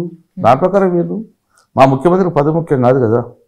మరి మునూర్ కాప్ నుంచి మీరు ఒక్కరు ఉన్నారు, మరి ఇట్లా ఒక్కొక్క కులం నుంచి, అంటే ముఖ్యంగా బీసీలు ఒక్కొక్క కులం నుంచి ఒక్కొక్క మినిస్టర్ సీట్ ఇచ్చేస్తే అయిపోతుంది అన్నట్టుగా ఇచ్చిండ్రు. మిగతా వాళ్ళంతా వెల్మాలు, రెడ్డిలు వీళ్ళే ఉన్నారు అనే ఒక పెద్ద ఆరోపణ టీఆర్ఎస్ పైన మొదటి నుంచి ఉంది. దీని గురించి మీరేమంటారు? సామాజిక న్యాయం డెఫినెట్గా మాకు ఇవ్వడం జరిగింది. మేము బీసీలు కూడా మాకు ప్రాధాన్యత ఇచ్చిన ముఖ్యమంత్రి గారు, కార్పొరేషన్ చైర్మన్ ప్రాధాన్యత ఇచ్చిండ్రు. ముఖ్యంగా మేము we have to run the government run చేయాలంటే ముఖ్యమంత్రి ఆలోచనకు అనుగుణంగా ఆ పరిపాలన సజావు చేయాలంటే ముఖ్యమంత్రి గారికి ఉన్న ఒక విచక్షణ అధికారం మంత్రం చేయడం అనేది. సో ఏ మంత్రి ఎక్కడ పనిచేస్తాడన్న భావనతో ముఖ్యమంత్రి చేయడం జరిగింది. సో అందరికి న్యాయం చేయలేం, అన్ని క్యాస్ట్లకు న్యాయం చేయలేం, అట్లనే గవర్నమెంట్ నడపాలి కదా. గవర్నమెంట్ నడపాలి. ఇప్పుడు యాక్చువల్గా లెక్క తీస్తే సార్ బీసీలో ఎక్కువ ఉన్నారు కదా సార్ పర్సంటేజ్. అట్లాంటప్పుడు కేసీఆర్ గారికి కావాల్సిన విధానంగా నాలెడ్జబుల్ పర్సన్స్, చాలా సెన్సిబుల్గా మాట్లాడేటోళ్ళు బీసీలో లేరంటారా? అందుకే ఇచ్చారు బీసీలు. మేమందరం ఉన్నాము, శ్రీనివాస్ యాదవ్ ఉన్నాడు, శ్రీనివాస్ గౌడ్ ఉన్నాము, మేమున్నాము, ఎంపీలు ఉన్నారు, ఎమ్మెల్సీలు చూడు, కేకే లాంటి వాళ్ళు, మేయర్ లాంటి వాళ్ళు అందరూ బీసీలే కదా. ఇప్పుడు గొప్పగా హైదరాబాద్ నగరానికి ఇంతవరకు బీసీనే మేయర్ చేశారు కదా. ఆర్టిస్ట్ చైర్మన్ ఇప్పటికు బీసీనే చేసి కూడా వీళ్ళు కదా. సో ఈ గొప్ప అవకాశాన్ని మాకు అందించారు కదా. గతంలో ఎవరైనా ఆర్టిస్ట్ చైర్మన్ ఇచ్చిన చాలా తక్కువ మంది కదా. హైదరాబాద్ మేయర్ ఈవెంట్ ఇచ్చిందా? సో ఎంతైనా కూడా తక్కువనే సార్ మనకి. అంటే బీసీల సంఖ్య ఎక్కువ, ఉన్న మినిస్ట్రీలు తక్కువ. మిగతా ఏదైతే వేరే మినిస్ట్రీస్ ఉన్నాయి ఇవన్నీ కూడా పెద్ద కులాలు ఆక్యుపై చేసుకున్నారు కదా. అది ఇక్కడ అసలు ప్రాబ్లం. కాంగ్రెస్ పార్టీతో కంపేర్ చేసుకుంటే మాకు బీసీలకు అధిక ప్రాధాన్యత ఇచ్చింది టీఆర్ఎస్ పార్టీ. బీసీలకు పెద్ద గొప్ప గౌరవం ఇచ్చింది టీఆర్ఎస్ పార్టీ. ఒక్కటి చెప్తున్నారు రమ్య గారు, మీరు కూడా బీసీఏ కదా. ఎప్పుడన్నా బీసీలకు ఒక గుంట భూమి అంటే ఇచ్చినండి ఏ ప్రభుత్వం? ఆత్మగౌరవ భవనంలో ఎందుకు ఇస్తుండే? మా ఆత్మగౌరవం పెంచే విధంగా కదా. కళ్యాణలక్ష్మి లాంటి పథకాలు, గొప్ప పథకాలు బీసీల కోసం ఇచ్చారు కదా. ఇవన్నీ బీసీల కోసం కాదా ఇవన్నీ? సో మేము మాత్రం ఆల్ బీసీ కమ్యూనిటీ లీడర్లు వీఆర్ వెరీ మచ్ హ్యాపీ. ఈరోజు గొప్పగా బీసీలు మేము గౌరవంగా బతుకుతున్నాం అంటే టీఆర్ఎస్ పార్టీలో. అందులో ఏమాత్రం ఏదో పార్టీలో ఉన్నామని చెప్పి గొప్పగా మాట్లాడుతున్నాడు, కానీ మాకు ఇంత గొప్ప అవకాశం కల్పించిండు, చాలా పథకాలు తీసుకొచ్చిండు, ఇంత గొప్ప దళిత బంధువుల పథకాలు తీసుకొచ్చారు. ఇవన్నీ గొప్ప పథకాలు కదా. మా ముఖ్యమంత్రి గారు అగ్రగా ఉన్నాడు, దళితుల గురించి బీసీ గురించి మాట్లాడని అనుకోం కదా. ఎక్కువ శాతం మాకే కదా ఫలాలు అందేది. రైతు బంధు ఎవరికి? మొత్తం బీసీలుగా పోయేది. రైతు బంధు లాంటి గొప్ప పథకాలు బీసీలుగా. కళ్యాణలక్ష్మి ఎంత వెరీ మచ్ హ్యాపీ. సో ఇవన్నీ కూడా పేదల పక్షాన పోతున్నాయి కాబట్టి బీసీలకు చాలా పెద్ద విషయం. చాలా వెరీ మచ్ హ్యాపీ. సో మీరు దగ్గర నుంచి చూస్తున్నారు కాబట్టి అడుగుతున్నారు సార్. మరి కవితక్క లిక్కర్ స్కామ్ గురించి చాలా మందికి ఇదో ప్రశ్న అయిపోయింది, పెద్ద ప్రశ్న అయిపోయింది. ఒకవేళ గ్యాప్ వస్తే కూడా అసలు ఇది ఏం గ్యాపు, ఇది ఎందుకు ఇచ్చిన గ్యాపు, అసలు ఇంతకీమే తప్పు చేసినట్ట చెయ్యనట్ట అర్థం కాక పిచ్చెక్కిపోతుంది. దీని గురించి మీరు చెప్పండి. నేను 100% కవితక్క 1% తప్పు చేయలేదు. ఆమె ఏ బ్యాంకును ముంచి ఎక్కడ ఇన్వెస్ట్మెంట్ చేయలేదు, ఎవరినో దోచుకొని ఎవరి దగ్గర ఇన్వెస్ట్మెంట్ చేయలేదు. ఈమె బ్యాంక్ అకౌంట్లోకి వెళ్ళి కవితక్క అకౌంట్లోకి వెళ్ళి ₹1 ట్రాన్స్ఫర్ కాలేదు. వేరే అకౌంట్లోకి వెళ్ళి కవితక్క అకౌంట్లోకి ₹1 ట్రాన్స్ఫర్ కాలేదు. ఎక్కడ ముద్ద వేస్తారండి? ఆరోపణ కాకపోతే నిజంగా నేను తప్పు చేసినావు, నేను ఇన్వెస్ట్మెంట్ చేస్తే కవితక్క అకౌంట్లోకి వెళ్ళి ₹1 ట్రాన్స్ఫర్ కావాలి వేరే అకౌంట్లకు? లేదు. వేరే అకౌంట్కి ₹1 ట్రాన్స్ఫర్ కావాలి కవితక్క అకౌంట్లకు? ఇక్కడ అలాంటిది లేదే. ఇక్కడ ఏ బ్యాంకులకు లోన్ తీసుకుని ఇక్కడ ఇన్వెస్ట్మెంట్ చేసలేదు కదా. ఇక్కడ లిక్కర్ షాపులలో కవితక్క పేరు ఎంక్వైరీ జరుగుతుంది కదా సార్, ఇంకా బయటికి కన్ఫర్మ్ చేయలేదు కదా. 100% కదా. మీరు ఎక్కడ చూసినా ఏ ఛార్జ్షీట్లో కవితక్క బినామీ అంటున్నారు. గంగులకమ్మ బినామీ చెప్పుకోవచ్చు. Where is the proof? నిన్న హైకోర్టు కూడా ఏం చెప్తే ఢిల్లీ హైకోర్టు ప్రూఫ్స్ లేవంటుంది కదా.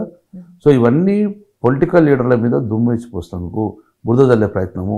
ఎక్కడ ఎవిడెన్స్ లేదు. మేమందరం న్యాయస్థానాలు నమ్ముకున్నాము. ఆ న్యాయస్థానం క్లియర్ ఇచ్చిన ఢిల్లీ న్యాయస్థానం.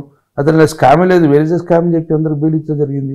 ఇది కేవలం పొలిటికల్ డ్రామా, పొలిటికల్గా హరాస్మెంట్. టీఆర్ఎస్ పార్టీ మీద బీజేపీ చేసే ఈ హరాస్మెంట్ తప్పగానే వేరే లేదు. మేమందరం న్యాయస్థానం నమ్ముకున్నాం. మేము కడిగిన ముత్తలాగా అందరం బయటకు వస్తాం. సో మరి అందరి మధ్యలో ఉన్న ఇంకొక చిన్న ముచ్చట ఏంటి అంటే, ఎలక్షన్స్ ముందు అసలు బీజేపీ టీఆర్ఎస్ రెండు ఒకటి, వీళ్ళిద్దరు మాట్లాడేసుకున్నారు అబ్బా ఆల్రెడీ. స్టేట్ మాది, సెంట్రల్ మీది, సో మనం ఇదే విధంగా పంచుకుందాం, ఇంకొక 5 సంవత్సరాలు అయితే నడుపుదాం ఇట్లే అని చెప్పి ఒక మాట నడిచింది. ఇటు మోదీకి ఇటు కేసీఆర్ గారికి అన్న ఒక ముచ్చట ఉంది. మంచి అద్భుతంగా పరిపాలన చేసుకుంటున్నాం. మాకు ఆ బీజేపీ దరిద్రం మాకు అంటగట్టకండి. ఆ బీజేపీ దరిద్రం పోతే వాళ్ళు మునుక్కుంటే మేము కూడా మునుగుతాము. మాది సెక్యులర్ పార్టీ, హిందూ ముస్లిం కలిసి జీవించే పార్టీ, దళితం కలిసి జీవిస్తాము. మేము గుజరాత్ లాగా యూపీ లాగా దళితులు పెళ్లి చేసుకుంటే కొట్టి చంపే పరిస్థితి లేదు. ముస్లిం మీద ఊచకోతే విమర్శ లేదు. మేము సెక్యులర్ భావాల్లో వ్యక్తిమి. బీజేపీ మేము కలిసిపోతే మాకు మొత్తం ఆ దరిద్రం అనుకుంటుంది, ప్రజలు మమ్మల్ని యాక్సెప్ట్ చేయరు. కాబట్టి మేము ఓన్లీ కేసీఆర్ పరిపాలనతో వస్తుంది తప్ప మాకు వేరే పార్టీ పొత్తొద్దు. డైరెక్ట్ ఇండైరెక్ట్గా మేము ఒప్పుకోం సార్. ప్రతి పార్టీకి ఒక అజెండా ఉంటుంది సార్. అట్లా వాళ్ళది ఒక అజెండా, మీది ఒక అజెండా. కానీ ఇప్పుడు మొన్న కేసీఆర్ గారు కూడా అన్నారు, మాదొక రాజకీయ పార్టీ, డెఫినెట్లీ మేము రాజకీయం చేస్తాం, దాంట్లో తప్పేముంది, మేమేమన్నా ఆవబిల్లం పీఠం పెట్టుకున్నామా, మఠం పెట్టుకున్నామా అనేసి అన్నారు. In the same way BJP వాళ్ళు కూడా అట్లాంటి మఠాలు ఏం పెట్టుకోలేదు. థింగ్ ఈజ్ వాళ్ళ ఎజెండా వేరు, మీ ఎజెండా వేరు, అంతే. మీ జెండా వేరు, వాళ్ళ జెండా వేరు, ఇంతే తేడా. మరి అంత దానికి వాళ్ళని ఇంత టార్గెట్ చేయడం ఎందుకు? బీజేపీ తెల్లారు లేస్తే బీజేపీని టార్గెట్ చేస్తారు. టార్గెట్ మేము చేయలే, టార్గెట్ బీజేపీ మా ప్రభుత్వమే టార్గెట్ చేస్తుంది. మా ఇక్కడ ఉన్న వడ్డు కొనమంటుండ్రు, రాజ్యాంగం మాకు కల్పించిన హక్కు, మా తెలంగాణ వడ్డు ఎందుకు నువ్వు? మేము అదే అడుగుతున్నాం. మేము మా జిఎస్టీ లక్షలాది రూపాయల జిఎస్టీ పోతున్నాం, మాకు రిటర్న్ ఎందుకు వస్తలేదు? తెలంగాణ అంతర్భాగం కాదా? ఒక్క మెడికల్ కాలేజ్ ఇచ్చారా మాకు? 100,000 మెడికల్ కాలేజ్ చేస్తే తెలంగాణకి ఎందుకు మోడీ చేస్తున్నారు? మాకు కోపం అంతా అదే. తెలంగాణ భారతదేశంలో అంతర్భాగము, మమ్మల్ని ఎందుకు వివక్షిస్తున్నాము? అది మా కోపం, మాకు వేరే కోపం లేదు. ఈ ప్రభుత్వం మీద కోపం. ఆ ప్రభుత్వం ఏం చేస్తుంది? ఇక నిధులు ఆపేస్తే బీజేపీకి ఓటేస్తేనే మేము నిధులు ఇచ్చే పరిస్థితి రావాలని చెప్పి ఆలోచిస్తారు. కాబట్టి అట్లా మాకు వచ్చే హక్కులకు భంగం కలుగుతారు కాబట్టి మాకు బీజేపీ మా పడదని చెప్తాం అంతే. ఫైనల్లీ చాలా మంచి, ఎలాంటి ప్రశ్న అడిగినా ఏం అడిగినా చాలా ప్రశాంతంగా ఫస్ట్ నుంచి లాస్ట్ దాకా అదే ఫేస్లో ఎక్స్ప్రెషన్తో మాట్లాడినందుకు మీ ఓపికకు ఇంకోసారి దండ పెడుతూ thank you so much and all the best. Thank you very much. నేను తప్పు చేయలే కాబట్టి ఎప్పుడు జరగకుండా మాట్లాడుతుంటా. నాకు ఏం దాచుకున్నట్టు ఉండే కాబట్టి డెఫినెట్గా అన్ని చెప్తాం. Thanks for you. నువ్వు కూడా మంచిగా మాట్లాడినావు, మంచిగా అడిగినావు, రాష్ట్రం కోసం మాట్లాడినావు, పార్టీ కోసం మాట్లాడినావు కాబట్టి thank you very much. Thank you so much.